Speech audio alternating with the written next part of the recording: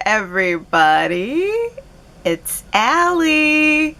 And welcome to our Y&R Chat for Sunday, October 2nd, 2022.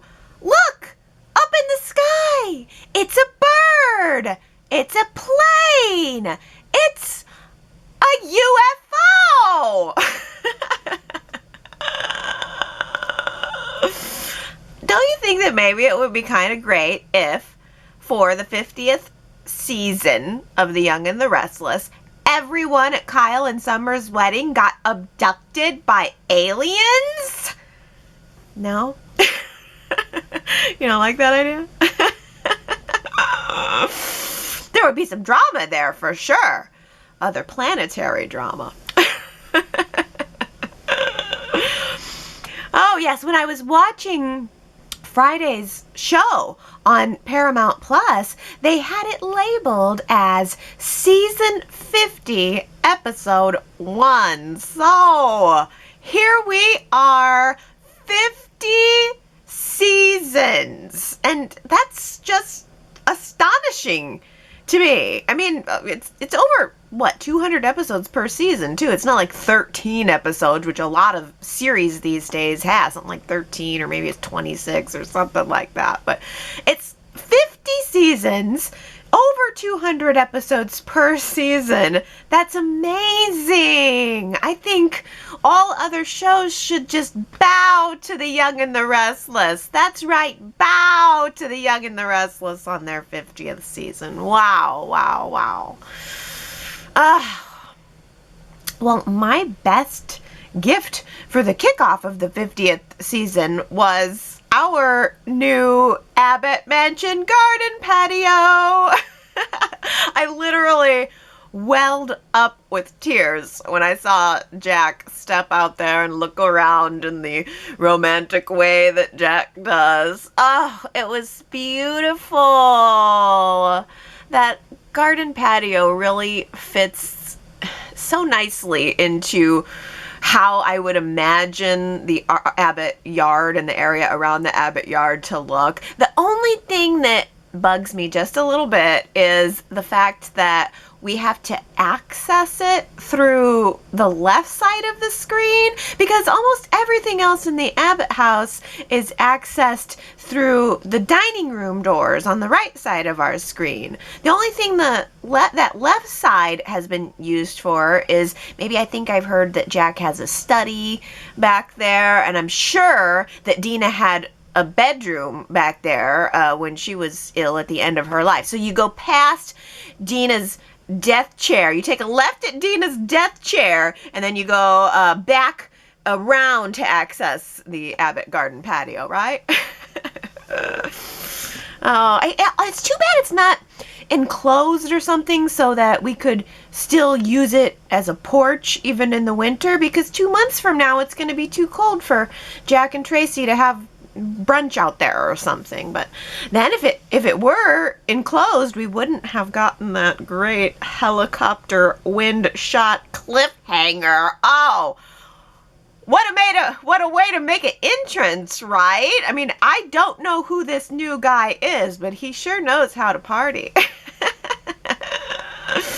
Actually, I do know who the new guy is. I got spoiled, but I'm not gonna spoil it for you this week, just in case you don't already know. Wedding fashion, anyone? Okay, my best dressed award goes to Victor. Quietly bowing out of his granddaughter's wedding to go work on the finances in Chicago. He can sit and have a drink with Jack Abbott at Society any day of the week, but he can't attend a wedding at Jack's house. That doesn't make any sense to me. Oh, well. Okay. Well, I'm just going to go ahead and have my very unpopular opinion for best dressed. I'll just say it. Phyllis gets my award for the metallic rainbow dress. Okay, when I first saw it, I thought, oh no, this is bad. But then she walked down the staircase and I saw that the skirt was cut into panels so that like her two legs were kicking out of the slits on either side of like a crotch panel. And then I said to myself, crotch panel? Yes. This is a yes. Oh. Phyllis greeted Nick at the door and she said to him, "Wow, look at you." And he said, "No, look at you." Correct response, Nick. Correct response. Please get this Sally thing out of your system so you can go be with Phyllis and bring Phyllis back to the sexy side. Okay. Just had to get that out of my system.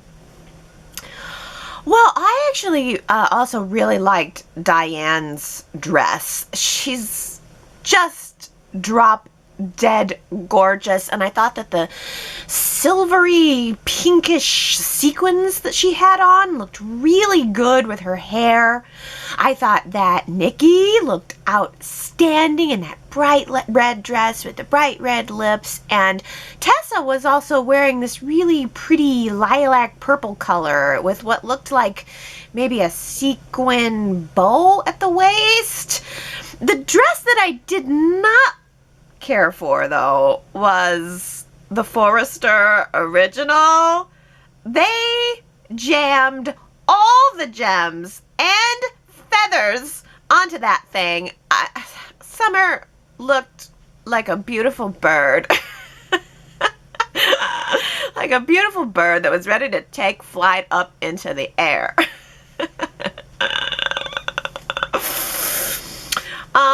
I just have to say quickly, I love Allison Lanier as Summer. I mean, dare I say, I think I actually love her as Summer even more than the original Summer. And I definitely liked Hunter King, but Allison just sparkles. She radiates. I mean, she has a personality. She has pizzazz. She plays every single moment of the scene, not just in the lines that she's delivering, but also she has these great reactions to everyone around her. She doesn't miss a beat. She's fun to watch, and may I add, she looks great in an off-season straw hat.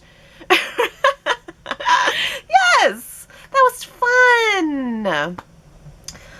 Kyle, I guess, booked a romantic honeymoon for he and Summer in Costa Rica, which I'm assuming that we won't see, considering it was described in such elaborate detail, and because there's going to be so much drama on the horizon that there's no way they're going to be able to go. So let's just all close our eyes and imagine that we're going on location to Costa Rica for the 50th anniversary season of The Young and the Restless. Go ahead, let's all close our eyes right now and imagine that we're in Costa Rica. Fresh fruit. Raise your hand if you would like to get a hug and a friendship cookie basket from Phyllis. No hands? Okay, I got it. The basket is tacky, says Phyllis. Man, if Phyllis thinks that basket's tacky, it's tacky. Oh, Diane was killing me with that ridiculous, oversized basket with the feathers sticking out of it. I didn't realize how big it was when I ordered it. Oh, how much do you think that thing cost her? How much is a basket of that size and ridiculousness? $200? You think? Oh, and Phyllis returned it with a terrifying hug. That's the only way to describe it. Phyllis's hug was terrifying. It would have sent chills down my spine. Yeah, there's no way that anyone should ever believe that that hug was in any way genuine. It was weird because immediately after the terrifying hug, Summer pulled Phyllis into the office and was fawning all over her, saying, "Oh, I'm so proud of you. Thank you so much for making peace with Diane." But when Phyllis pulled out of that hug, I thought to myself, oh my gosh, I should probably check Diane's back to see if there's a knife sticking out of it. Come on. It's so obvious. There's no peace here. There's no friendship here. Come on. And plus, they were right back to digging at each other 5 seconds later. But Phyllis told Summer that she has had a wake-up call, and now she realizes that if she's right about Diane, then she's not going to have to do a darn thing about it, because Diane will end up imploding all on her own. Cut to Diane insisting to Jack that she's not worried at all about Nikki's trip to LA because she hasn't done anything that would contradict anything that she's already told everyone in Genoa City. Cut to Diane's mystery guest showing up in her hotel room. Trevor Saint Not Chemo John. That's all I could see. All I could see was the not chemo all over that place. Oh. But it was like as if Diane's day hadn't been torturous enough. She had to endure the hug from Phyllis, the unreturned kiss with Jack, and now this guy. Oh, the kiss was awesome. I was so engaged by that kiss. Diane and Jack have got chemistry. Better chemistry than anyone on the show, not gonna lie. Like, Diane and Jack's kiss was hotter to me than Nick and Sally, or anything else that had gone on the whole week. They are on fire, and I cannot believe it. I cannot believe that after all of these years of us watching Jack yearn for a romantic connection, yearn to find his partner, I can't believe that it would turn out to, in my mind at least, be Diane Jenkins, as played so beautifully then and now by Susan Walters. Do you think that Jack was flattered by that kiss? I mean, surely it must feel a little good to have, you know, an attractive woman advancing on you. That should at least be good for your ego, if nothing else. But I really think that Jack likes Diane at this point. And he said he was, quote, willing to forget the past. That's a big deal, considering how much past these two have together. If he's willing to wipe the slate clean, he must really like her. Maybe he's even in denial about feelings of love for her. I really think that Jack is holding himself back. I think Jack does not want to get hurt again. And maybe that instinct is right, since it seems like Diane is in deep with this mystery guy who has it in for the Abbotts for some reason, flipping through his digital dossier, looking at press photos of them all. I don't know, he told Diane that it was his time to reveal himself at the wedding, but that he would not reveal the connection that they have together. And I don't know, I don't know what the connection is. I don't know where we're gonna go with this. Diane really seemed prior to the wedding like she wanted to tell Jack. The night that they kissed and she had had a little bit to drink, she seemed like she wanted to tell him, maybe to save him, or maybe just to save herself. I don't know. I'm sure that next week at the wedding there will be a big commotion, and while everyone's eyes are going to be on the mystery man, Phyllis and Nikki's eyes are going to be on Diane, and they're going to be immediately suspicious of her.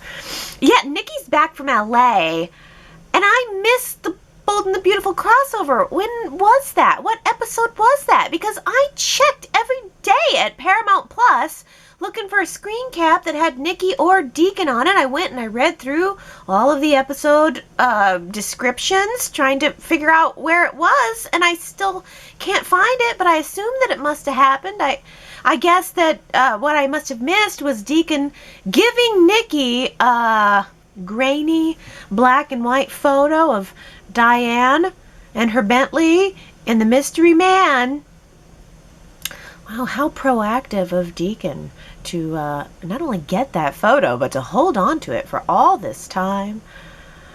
Oh, I'm really looking forward to this. I want to find out exactly what the deal between Diane and this guy is, and he seems to feel that she owes him, but I don't know what for. Maybe he gave her the money to purchase Chemo's house, which allowed her to then use this as a way back into Jack's life. Man, if anybody should be airdropping down onto that wedding next week, it should be Chemo.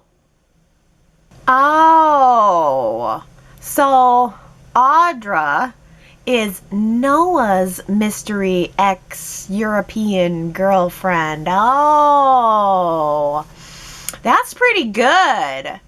She should definitely be a challenge. And I think we need one because Noah and Allie are nice. When I see them, I feel relaxed and happy, seeing that they're relaxed and happy. But there's just not a lot to comment on about them. So maybe Audra will come in there and just light it all on fire. I mean, she seems like a firecracker, doesn't she? And she's gorgeous. I mean, is everybody just going to sit in the room with her and politely ignore the fact that she's like one of the most gorgeous women on the planet? I really don't know who the heck could get any work done around her. The guys have got to just be drooling over her. Ladies, hang on to your boyfriends extra tight, because she is definitely single and looking to mingle with a Genoa City gentleman. She asked Nate to take her clubbing, and he turned her down, but I kind of am wondering if Nate is going to start to see an advantage to wooing her, maybe seeing her as a way to ensure that his takeover plan with Victoria gets put into motion. Audra did introduce herself to Victoria, kissed her butt a little bit, which made Victoria very happy. I'm sure that Victoria was just thinking, oh good, you're kissing my butt because I'll be your boss soon. Prediction time. Let's do a prediction poll this week. Do you guys think that Nate and Victoria will be successful with their takeover plan? YRChat.com is where you can cast your prediction vote. Or do you think they're going to go through with it and win and like pull it off, or is something going to thwart the plan, or is maybe a third party going to come in and take the takeover from them? I don't know. This is very exciting to me. Victoria has been kind of questioning whether or not Nate has the chops to go through with it, but I mean, she's got a dog in this fight. She wants to go through with this. She's quietly conspiring with Victor over it. She really wants to pump Nate up and make sure that he does go through with it. So she's been reinforcing and reaffirming his point of view that what he's doing is right and what he's doing is okay, that corporations are important, they employ people, they clothe people, they feed people, they allow people to pay for the medical care that he and Elena used to provide together at Memorial and at the clinic.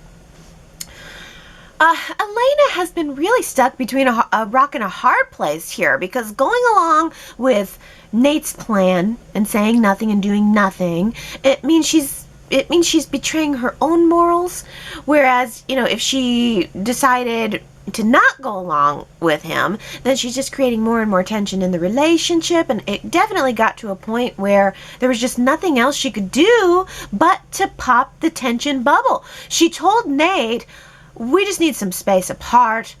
She packed her bags, she moved into the hotel, and she was very frank with Nate in telling him why. That you're not the guy that I fell for. You're not the guy who used to want to help people, who spent all of his spare time volunteering at the clinic. Now, all it seems that you care about is power and greed.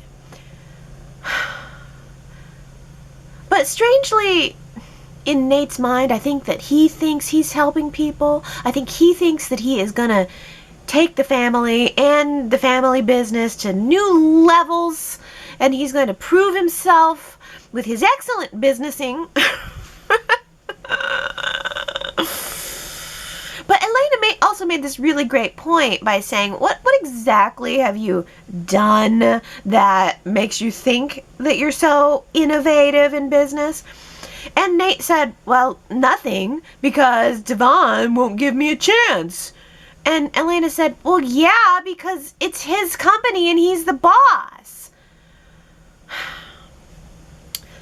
But Nate wants to be a power player, and this is his power move, and he's gonna lose Elena over it. I mean, we're pretending that this is just temporary. They're pretending that this is just temporary, but he's already lost her. And she's gonna end up back on Devon's doorstep, which, by the way, is gonna further fuel the animosity between Nate and Devon.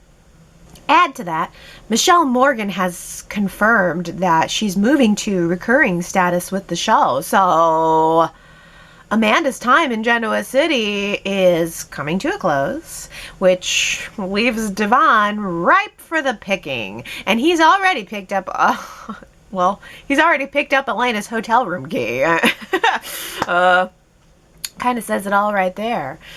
So Devon now knows that Elena and Nate are on a break, and he ran right back to Lily to tell her about it and say that he's concerned about what Nate will do now that he's lost the balancing force that is Elena. And Devon also slyly tried to pry Nate for information about that. I think Devon and Elena are going to grow closer instantly.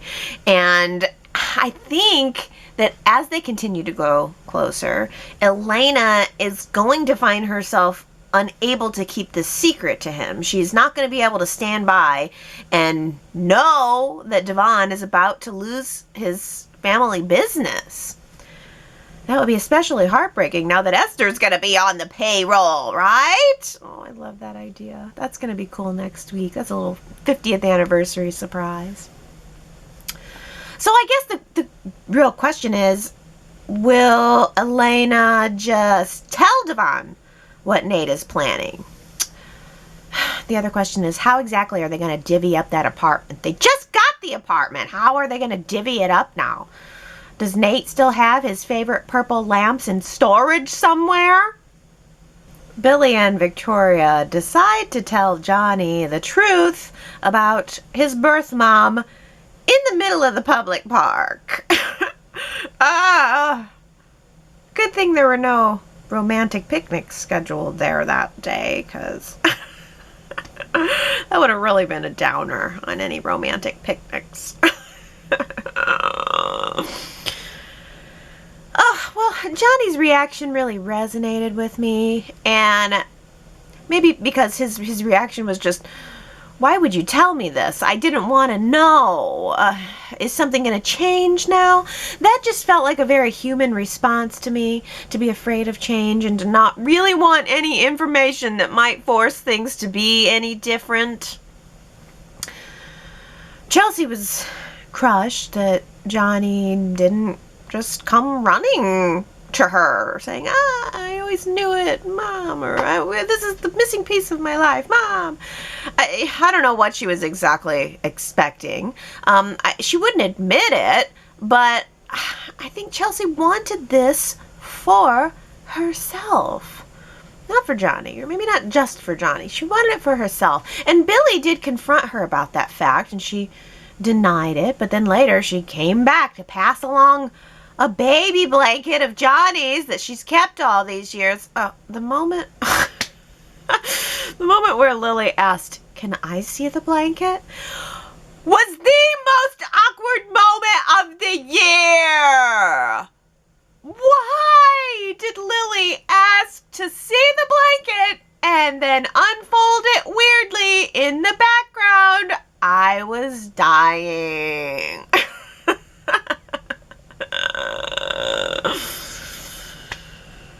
That blanket had a lot of balls. That was the star of the week. Right up there with Zippy the Fox. They're probably stuffed into a prop box somewhere together. Zippy the Fox and Johnny's balls blanket. Oh. Well, now both Billy and Victoria think they made a mistake in telling Johnny the facts. He's holed up in his room now, playing video games, not speaking to anyone. Plus, now they've got Chelsea hovering, secretly wanting to be mother number 2, which Victoria has already put her foot down about. She is the only mother. You got that? I actually think that Victoria is intimidated by Chelsea, believe it or not. I think Victoria does not want change any more than Johnny or anyone else. I think Victoria now feels like she's fighting for her family and maybe also for her place in the family right now. And Billy's just right in the middle of the whole thing, realizing that, well, we can't unring this spell. We just have to support Johnny, keep the focus on Johnny, give him what he needs, respect what he wants, even if that means not talking about it at all. Somehow, Billy seems to be having the most reasonable reaction here. Imagine that. I laughed actually when Lily, I think it was Lily who she referred to Billy as being the emotional rock of the family. The emotional rock, that's a hoot. Billy's the emotional rock of the family? Huh. I guess. If you say so. Yeah, I don't know. The situation just got so twisted up so quickly because Chelsea made her entire argument for telling Johnny the facts based on the fact that he deserves to know. He shouldn't find out from someone else, or, you know, not wanting him to feel like everybody knew but him. And I think the decision itself is not wrong. I think Johnny does deserve to know the facts. He is old enough to know, but of course there's the other fact that he explicitly said he didn't have any questions, and he you know, didn't necessarily want to know that information. But from, you know, for Chelsea's part, she made this very logical argument, which made a lot of sense, was able to convince Billy and Victoria to go ahead and tell Johnny the truth now. But then Chelsea immediately started pushing for more. She didn't miss a beat. She just started driving forward, like this was going to be some kind of quick fix for the hole that's in her heart, in her life. And I can sympathize with Chelsea to a point, because she was talking with Adam later in the week, and she told Adam, you know, I feel like I'm just never gonna find my answers. I feel like I'm always convinced that I found an answer, and I feel like you know, then I just end up getting my heart broken, and I'm wrong, and I just feel like it's never gonna work out for me. And I think, you know, that's very sad. That's desperation. But it's also fixation, and that's why I don't trust her. Chelsea is like a bucket with a hole in it, and it doesn't matter how much anyone else pours into her, she is not gonna be full until she fixes the hole. Another LOL moment at Nick and Sally's first date, I guess we'll call it, at Society. So they're getting to know each other, talking about work and life and inspiration.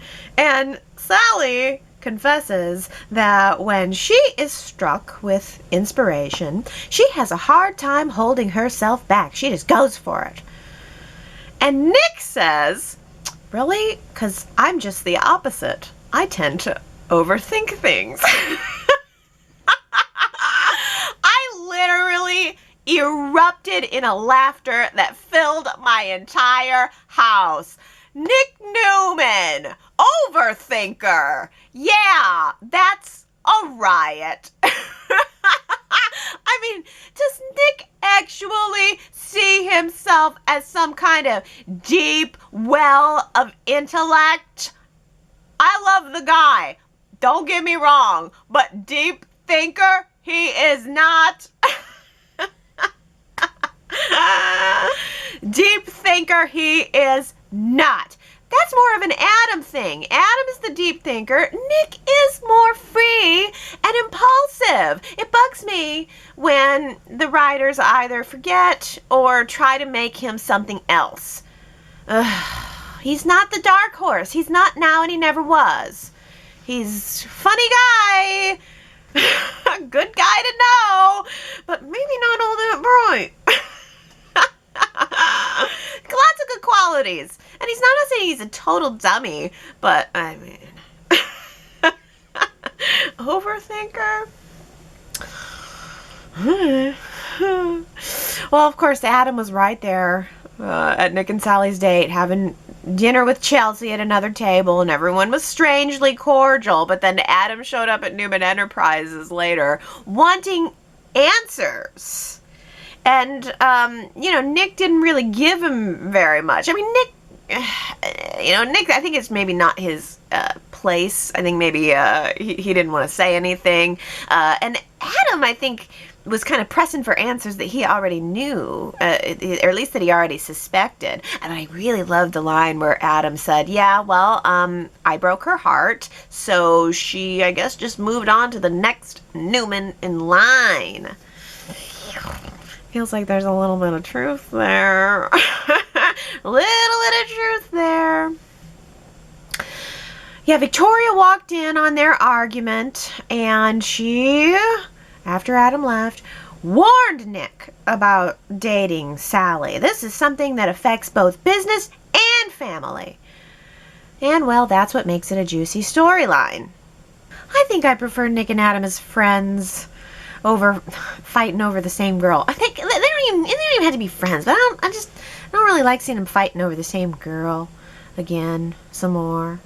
Adam had to go to Sally to get the answers that he wanted, and she gave it to him. She told him the truth. She said, yes, something happened with Nick, and it's none of your business. You broke up with me, remember? And she sends him on his way, and then Nick shows up in her hotel room later for another steamy sex sesh.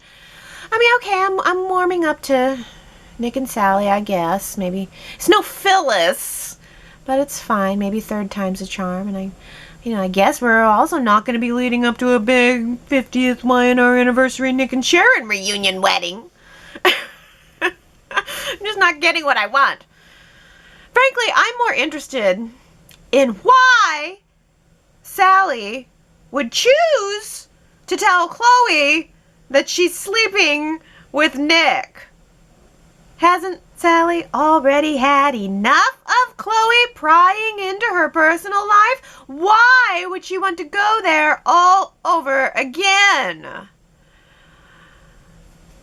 I'm just going to have to assume that Sally knew exactly what she was doing and accepts the consequences. No more feeling bad for Sally about Chloe's badgering and getting up in her life. Sally opened this can of worms and she spread them all over the table. And so I'm just going to choose to enjoy watching Chloe's head explode over the whole thing. Because I just really think that Elizabeth Heinrichsen is such a fantastic comedic actress. Her reactions and her facial expressions are so brilliant. What do we have to do to get her more of a story? I need spoilers. That was last week's Who Said It quote. And it was Tracy who said it. She was begging Allie to tell her her secret, which ended up turning out to be the Kyle and Summer pre-wedding party. I need spoilers. Nancy, Brittany, Marianne V, Ron, Tanya, Victoria, Kenzie, Keisha, Tony, Kamna, and Sheila. You guys all guessed it right. You must need spoilers too. Oh, I don't know what it is. I'm just sort of, I know the mystery man's identity, but I didn't want to spoil it for anybody else this week. I actually sought it out though. I actually did want to know because I at least wanted to give myself a little bit of footing for Y&R Chat this week. But normally I don't like spoilers, but, yeah, so normally I don't, but this time I could not bear to wait until Monday. So, let's have a new quote for the week. How about this? Cue the violins. Who said it? Cue the violins. If you think you know, go to yrchat.com to leave your guess. And if you get it right, I will give you your shout out during next week's Y&R Chat. How about some comments? Naomi says, maybe Sally will never get completely out of love with Adam, but she is calm and happy. It could be that she's learning to open up and trust. This must be a refreshing change for the woman who always works an angle. I'm getting used to the way Nick and Sally are together. Nick has a way of getting laser focused on a woman, and it must be hard to resist. Yes, I mean, for all of my razzing on Nick, he's charming. I'm not saying I would not, be pulled in by Nick's laser romance focus. It's just Nick strikes me as a character of passion. Always passion, not deep thinking and brooding. I mean, it's just so weird. I think Y&R has tried to take him in different directions through the years, and it just doesn't quite work. I think Nick is fun and charming and sexy, and that's how I like him. That's how he is. That's where he's best. Oh, but Daisy says, after discovering his brother's betrayal, I think Adam will buy the majority stock of Chancellor Winters. He may not have enough to buy it on his own, so maybe Diane's secret friend will buy the company with Adam. Victoria will not see it coming. Billy, of course, will be very angry. You say Neil, but I think you mean Devon will lose his mind. But Victor will be pleased knowing that Adam is a very savvy businessman and still knows that his son will return to Newman's. Victor will never close that door. And also, once Nate and Victoria lose to Adam, they may turn to each other as friends at first, but find they want to be more. Victor would love to have a doctor in the family. Yeah, I love that idea that Adam could catch wind of the plan and swoop in there and buy the company. That's great. Oh, well, let's switch over to this. Laura says, Johnny's 13. I was wondering how old he was supposed to be. I wonder if we could get a new Connor and Christian at around the same age. Yeah, you're right. So Johnny, Connor, and Christian should all be right around the same age. I can't keep them straight. It's probably because they're just sort of off-screen soap kids who we really don't get to see, but I like the actor who they've cast as Johnny. I wouldn't mind seeing a couple other kids around his age getting cast. So I'm trying to think. So Johnny is Billy and Chelsea's biological son. Connor is Adam and Chelsea's biological son, and Christian is Adam and Sage's biological son. Is that right? Oh, Kamna says, Melissa Claire Egan's acting is superb, but I'm finding it very hard to sympathize with Chelsea right now. Her sudden desire for Johnny to know about her has nothing to do with his well-being. It's all about her own ego and her needs. She put undue pressure on Victoria and Billy and has been overbearing the entire time.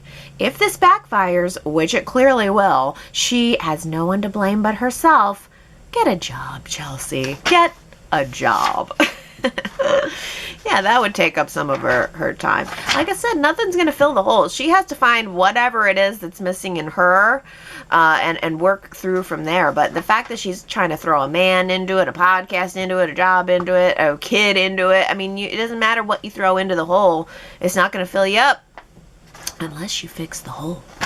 T. Nicole says Chelsea just needs to stop.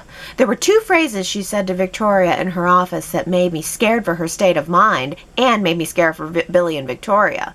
The first, quote, maybe we can help nudge Johnny in the right direction. That type of line completely contradicts the idea of her wanting what's best for Johnny and comes off as controlling. That's not letting Johnny decide for himself, Chelsea. That sounds like, let's manipulate Johnny to wanting what I want. The second line, quote, he's just a kid. He doesn't know what he wants. I felt the same as the look on Victoria's face. Absolute shock and disgust. You don't get to tell Johnny's mother what he is and is not able to decide for himself. That's not your place, Chelsea. I think Chelsea's being so disrespectful and selfish toward Johnny's wishes being communicated by his parents, Billy and Victoria. I felt both Billy and Victoria's responses were absolutely perfect. I would not change a thing they said to Chelsea. I just fear for them and honestly wonder if Michael will need to step in as a lawyer if Chelsea goes too far. Yeah, I just don't know where we're going with Chelsea. I don't know what to do with her. It's like, she said it herself. It's like she's just wrong decisions left and right, and I don't know what to do with her. If she doesn't know what to do with herself. But yeah, I was definitely on Team Victoria and Billy in this situation, and I don't think that Billy and Victoria did anything wrong by telling Johnny. I guess the only thing that could have been better is maybe they definitely had the agenda of telling him, but I think they realized later in retrospect that maybe the better approach would have been to ask him if he wants this information. We have it. Why don't you come to us when you want to know? But hey, nobody's perfect. Astra says, did anyone notice the blooper today on Tuesday's show?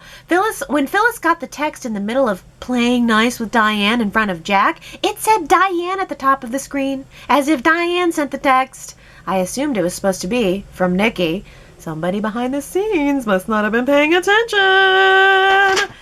No, I didn't notice that. Did everybody else notice that? I guess I must have kind of assumed, but that's a really great catch. Yeah, Diane wouldn't be texting Phyllis. Nikki was texting Phyllis. Gary says, I'm disappointed to have Diane's return move into stage 2 of storytelling.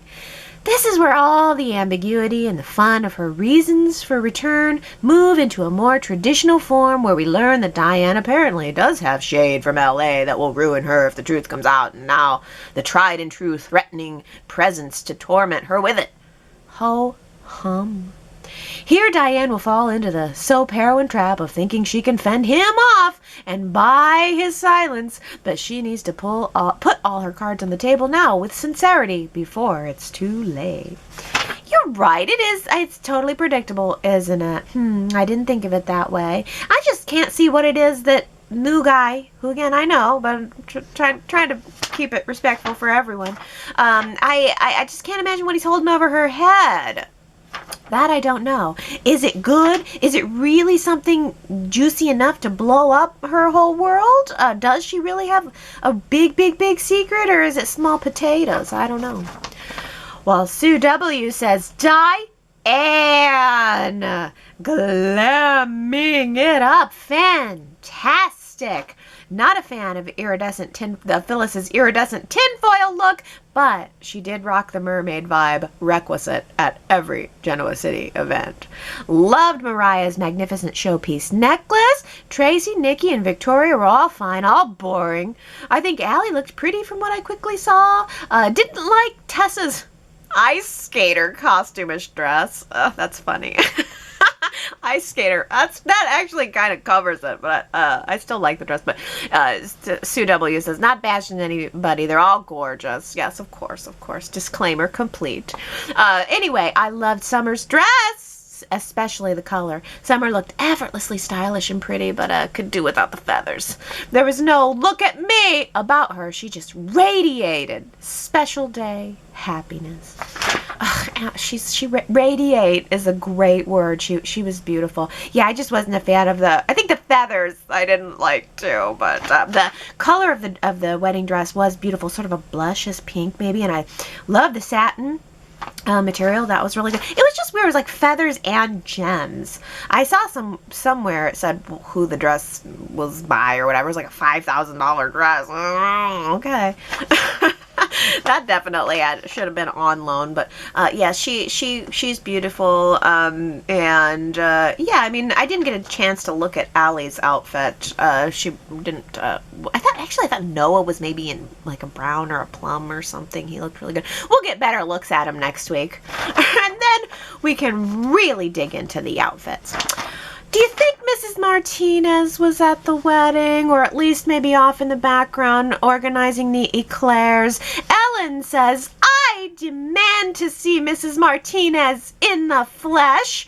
We deserve proof of life, and she should be allowed to step out of the kitchen. They cannot keep mentioning her name every week and then refusing to produce her. Step forward, Mrs. Martinez.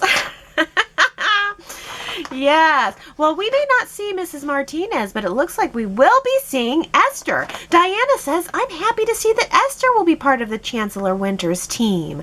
I've grown to like her character, and I look forward to seeing her as a regular on the show in her new role. We've never seen Esther be a businesswoman, as she was always Mrs. C's maid. I'm happy to see Y&R bringing more characters on the show, new and old. Yeah, I imagine they're kind of doing this, for 50th anniversary. Let's bring Esther on, do a catch-up session with her, and offering her a job is a great idea. Didn't Tracy also used to work for, I guess that would be Chancecom, but when it was all folded in, shouldn't Tracy be at the Chancellor Winters offices a little more often, too? Well, Naomi says Elena was just perfect how she laid out her problems with Nate. Nate looks at her with total disbelief. He really is not that person anymore, except he should be that person, not this new selfish and egotistical Nate. Elena deserves better than new Nate. Oh, I really was proud of Elena this week, too. I liked the actress. I like the character. She seems very real, and you're right. She laid it out to him, and the look on his face was like, what? You're going to leave me? I'm awesome. Astra says, I think Nate is more interesting this way. Yeah, he's dead wrong, but it's drama. I would prefer if he was just going after Devon and not Lily, Jill, and the other innocent parties, though. I know Devon arguably didn't do anything wrong either, but it's hard to sympathize with him. He just comes off as too self-righteous for my tastes. I hands down agree that Nate is more interesting this way. Do I agree with everything that he's done? No, of course not. But I really do enjoy that the character's being given something to do, and I really think the actor's doing a great job of stepping it up and doing it. Well, let's talk about our poll from last week. I asked you guys what the current best hangout spot in Genoa City is. Where's the place that you would want to be? And hands down, slam dunk, Y&R Chatters want to go get a coffee at Crimson Lights. 54% of you gave Crimson Lights the vote. Then from there, it was a big gap. 15% favorite place was the dive bar, which is really kind of surprising because we just got that dive bar back, but it's a nice set. From there, the order goes Society, then Chancellor Park, then the Glam Club, and bringing up the rear in last place was the Grand Phoenix Bar and Lobby. That's probably rightfully so. That's the least interesting one. I'm kind of surprised. I would have expected to see Society in second place, but dive bar, wow. Well, Laura says, I picked Crimson Lights as the best hangout spot because people can eavesdrop from the back patio room and hang out by the cash register talking to Sharon while I check out her clothes and hairdo. Also, if you spend more than 15 minutes there, you'll bump into every other character. But Society has the covered entryway where everyone stops short because they get an unexpected text. Also, they can peer through the window at their next target. Oh, that's perfect, Laura. Yeah. And I picked Crimson Lights too, by the way. Just like Tony, who says, I chose Crimson Lights. No one drinks their coffee black. They all stop at the counter to mix in sugar, even when their cup has no beverage. Sometimes it's obvious when shown from the back. They're sipping nothing. And I've always loved that black and white perspective drawing behind the counter. It's been in different locations in the shop, and I've always tried to capture it, but my iPad doesn't screen capture for some reason. Oh, is it a black and white perspective drawing of a building? I really haven't zeroed in on that. I need to. I'm going to look for that next week at Crimson Lights while everybody drinks their drinks with it's like a quarter full cup of the coffee that's steaming. We see it steaming now. We should appreciate that. Steaming coffee happens now. But then they put a bunch of cream in it, and then the cup is still only half full. The way you get your coffee at Crimson Lights is a quarter cup coffee, a quarter cup cream, half cup air. We call that creamy air coffee. And you're right, nobody takes it black. That's how I take my coffee. Don't put anything in my coffee, thanks. I'll just have the coffee. Sharon. Mary Ann V says, I like Crimson Lights. Anyone can go there to socialize. Doesn't matter how much money they have or don't have. You can dress up casually and have a great time with family or friends, and the pastries look great too. I got a Crimson Lights coffee cup as a gift, and I love it. Oh, I love your point that everybody can go there. You don't have to be upper, you don't have to be the richy riches. You can just be there, you know, working class casual, wearing whatever, hanging with friends. So true. Open day and night. Crimson Lights has got it all. But Ambrini voted for Dive Bar, saying it's so summery, and I like how it looks bright and vibrant. At night it has twinkly lights. I was hoping we'd see some characters go for a night swim, preferably Adam and Sally. But Allie is over for now. They opened it late into the season and now fall's here, but you know Genoa City, they're oblivious to seasonal fashion. Ladies wearing sleeveless dresses in winter in Wisconsin. Maybe it's taboo to say, but I don't like the weird decor at the coffee house. Oh, you don't like the coffee house decor? I can totally see that. It's weird. Did you catch the guy who went up to the jukebox and he was like, trying to think about which song he wanted to choose on the old CD jukebox? I thought that was pretty funny. And yeah, I mean the eyes are weird. The puppet got the ventriloquist doll is weird. There's a lot of weird design elements to Crimson Lights, but I just love it. But I love your point too that Dive Bar is so beautiful at night. Yeah, it would have been nice if we'd have got a night swim there. Yeah, we haven't actually seen the pool, but that would be cool. No swimming anymore. Never any water anymore. Well, Gary says, I love the old Victorian Brooks house on Maine. That's your favorite hangout spot in Genoa City, Gary. You would say that. You'd be hanging out right at the piano. You're so silly. Noah's new glam club got a few votes. I mean, for a first week out for the glam club to get some votes, I think is pretty good. What did Nate say? He said it's got a modern art vibe. Okay, all right. Well, Sherrod says, you know, before Noah left town, he had his own place. He's been back for almost a year now. He is a Newman, so he has money. Is he still staying with his mother, Sharon? Because if not, then him and Allie should be making out at his place, not the Abbott house. Or go to the Grand Phoenix like everyone else, because maybe it's just me, but for some reason I find it disrespectful that Allie would be shaking up with Noah in her grandfather's home that she only just found out about, supposedly. Yeah, it is a little weird to have the romantic scenes of Noah and Allie, and it's in this obviously kind of older style decorated Abbott mansion. It fits perfectly, the bedroom fits perfectly with the Abbott mansion, but it doesn't fit perfectly with Allie and Noah. Oh, by the way, I forgot about Sherrod followed up too about last week the 3 Summer and Kyle weddings, and the first one that I couldn't remember was the liver wedding, where Summer said, okay, fine, I'll give your girlfriend my liver, but you have to marry me. So we have that one, and then Milan, and then this one. Oh my goodness. We're getting lots of new stuff right now, and this is not a new set, but this is big news to me.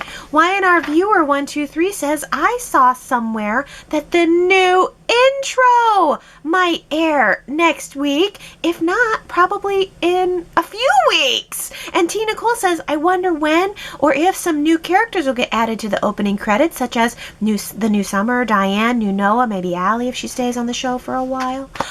Yay! For 50th anniversary of Y&R, we're going to get a new intro. That is so exciting to me. I always kind of secretly really dislike our current intro. Not the people that are in it, not the style of it. What I really dislike is how each character comes into frame and then there's like an object in the background. So it's like Tessa comes to the foreground and then in the background we see a hand playing a guitar. The worst one is Victoria comes in and there's like diamonds falling down from the screen, or somebody else comes up and there's like a lit candle. I mean, for 50th anniversary of Y&R, maybe we need to move forward some of the stereotypes of the soap opera. Something a little more modern and fresh than diamonds falling down on us.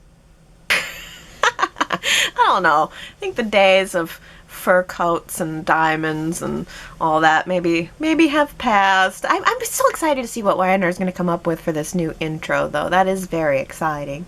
I just saw a message from Henry saying he had an entry for the Who Said It quote, and I didn't get it at all. I just went back through my spam box, my junk, and I didn't get it as an entry, Henry. I don't want to take away your undisputed king of Who Said It quotes by any means. You're probably right. I'm sure you entered it, and maybe I just didn't get it, or maybe the website glitched or something.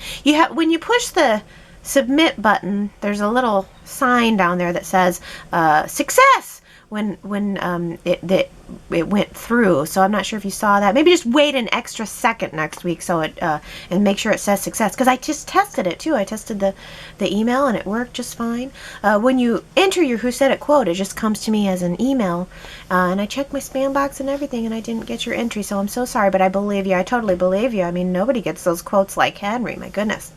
Okay, so, the other housekeeping thing was, I think it was Ambreen who asked how to get on the birthday list. So here's what you do. If you want to tell me your birthday and get your birthday shout out, go to yrchat.com/birthdays with an S on the end. yrchat.com/birthdays. I don't have any birthdays this week, just an anniversary, 50th. Just the 50th anniversary of the whole show. Gosh, congratulations to everyone who's involved with the show, on the screen and behind the screen. It's really quite a wonderful accomplishment. I wish that I had seen all 50 seasons. I have not, but I'm certainly here for whatever Y&R has planned for the 50th season and beyond. I hope that you guys are still hanging in here with me with Y&R Chat and coming back and talking about everything that's happened over the past many years of Y&R Chat and into the future of this too. All right, I love you guys. Have a really good week, and I will see you next Sunday. Bye.